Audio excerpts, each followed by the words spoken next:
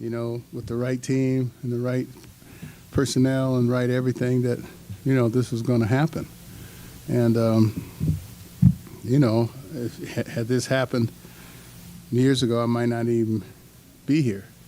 You know what I mean? So maybe it wasn't supposed to happen so that I could hopefully influence a few young men's lives and their families and a number of people in the country through showing, what perseverance and character, can do for you in the long run. I'm hoping that I gave some people the same hope that my mom and dad, gave me, that, sometimes it's not in your control sometimes, because there were circumstances that happened in other postseasons or World Series, or calls or balls that, or guys that didn't do this or did do that for and against us. So I'm just extremely happy. Hadn't really sunk in yet probably till I get back to Cali. Mm-hmm.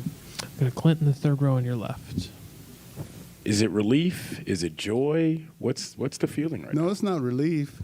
It's just sheer joy and thankfulness. It's not relief at all. I mean, because everybody was talking about it more than I was even thinking about it. And so, I always said before that if I win one, I'll win two, but you got to win one first. I mean, the one was hell to get to this point. And but it was well worth it. I'm in a great city with great people, great fans, and I got a great ball club. And I mean, these guys, they know how to win. They come to play, no alibis, no excuses. You can come in our clubhouse. You can't tell the next day if we lost or if we won. And so these guys are very consistent in their personality and the confidence that they have in themselves. Christy in the fourth row on your right. Hey, Dusty. Last year, before the World Series, we talked about the conversation you had with your dad after the 2002, how he said after what happened, he didn't know if you'd ever win another one, and that kind of drove you. Are you thinking about him tonight? And I was thinking about him this morning when I woke up. And, Game 6 has been my nemesis throughout my career, and this is Game 6. And I was like, I really didn't want to get to Game 6 again, but I was like, well, maybe this is how it's supposed to be. But, my dad didn't mean anything negative when he said, my dad, back in the old school, there was such thing as negative motivation. In the new school, negative motivation doesn't work. But my dad was the kind of dude that I'd score 4 or 5 touchdowns, score 30 points, and I'd ask my dad, how'd I do tonight in basketball? And my dad would tell me pretty good. And I'm like, damn, Dad, I think I did great, But, pretty good was his way of keeping me motivated that next time I score 5 or 6 touchdowns. Go to Tyler in the second row. Dusty, congratulations. Thank you. You succeeded as a manager right from the start. I mean, the 93 Giants, manager of the year, I'm pretty sure. But how has that perseverance changed you or improved you or made you different over these last 30 years? Well, I mean, it's made me calmer. It's made me,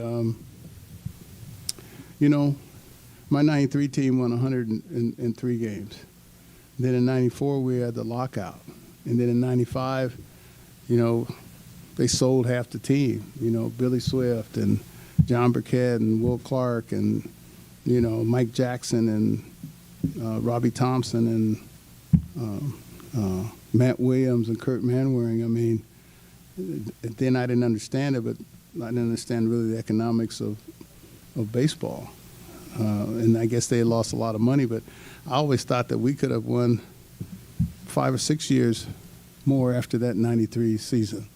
And even 5 or 6 years later, I was saying hello to everybody on every team that had been on my team before, Royce Clayton and, Darren Lewis and Willie McGee. And, we had some great players at that time. And, then scuffled back and, I've had some ups and downs, some disappointments, but those disappointments make you stronger or they break you, and so this has kind of been a story of my life where people tell me what you can't do, or even now, I won a bunch of games.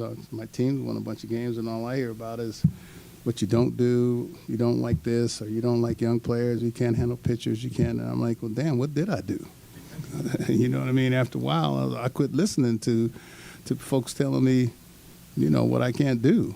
And all that does is motivate me more to do it, because I know there's a bunch of people in this country that are told the same thing.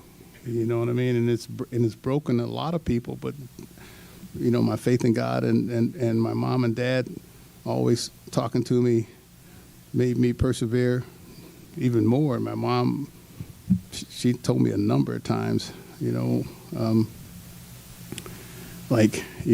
be African American, you got to be twice as good to achieve the same thing. I heard that over and over and over. And my dad would always tell me, when I'd get in fights and stuff, and he'd tell me, what would Jackie do? And I was like, I'm not and Jackie wasn't a turn the cheek brother either. I'm damn sure not a turn the cheek of the dudes, you know what I mean? So, but, you learn to coexist with different people and in the workplace. Go to Anthony in the third row. Congratulations, Dusty. Thank you. How cathartic is this win, not just for you, but this organization, given the controversy and the losses here in this building in 2019 and last year? Well, yeah, I think that's what drove this team.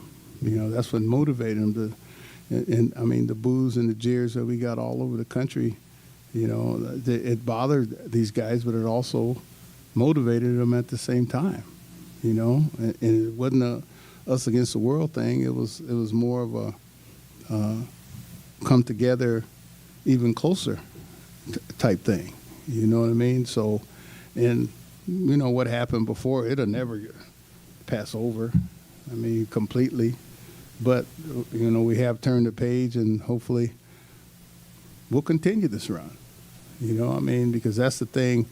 When I talk to James Click, and especially when I talk to Jim, he expects to win. He doesn't want to go from first to worst in a 2 or 3 year period. He wants this feeling, and I like this feeling a lot. And I always, and when I was a kid, I hated the Celtics because they won too much. They beat the Lakers all the time. And I didn't like the Yankees because they won too much. They beat the Dodgers all the time. But then when I got to be a player and a manager, I was yearning to be just like the Celtics and the Yankees. They were beating the teams, never gets old. And when I look at Phil Jackson and I listen to him talk about how every year is a different challenge. So, I've always welcomed that challenge. Steve up front.